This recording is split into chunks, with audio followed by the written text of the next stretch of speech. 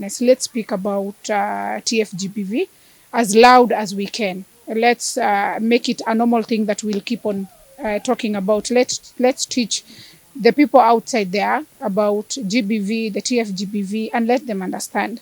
Ukipata mara nyingi watu hawaelewi. If somebody body shames, and whoever body shames think it's a normal thing, but at the end of the day it's harassment. It's harassment that happens, and it causes torture. Sometimes it leads even to death. We've seen people who commit suicide because of the torture that they go through, the body shaming, the harassment, and everything that go through.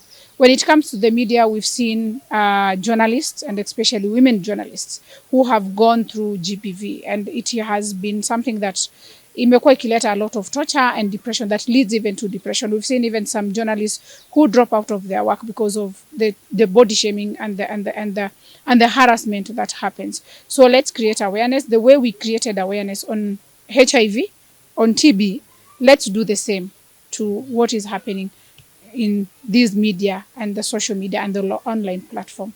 We demand that the government and law enforcement fast-track investigations into technology-facilitated gender-based violence by establishing county-level digital forensic units and ensuring that police stations and GBV centers have the capacity to handle TGBV cases. Counties must be equipped with modern digital forensic tools and staffed with trained officers capable of addressing online harassment, cyber stalking, and related digital crimes. These will ensure fast case resolution, enhance survivor protection, and close the gap between reporting and justice.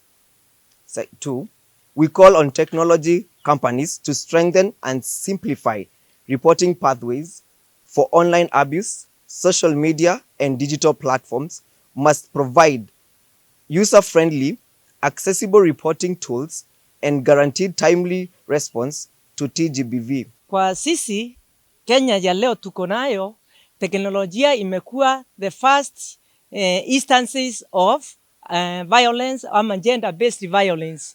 We can remember there is one woman who was violated technologically kupitia data exposure. Alikuwa amefanya mambo yake secretively, lakini very soon and very fast ikatambaa Kenya mzima, na akawa hata hana nafasi ya kutembea. Hata kama ilienda vile ilienda, sisi akina mama hatukufurahia.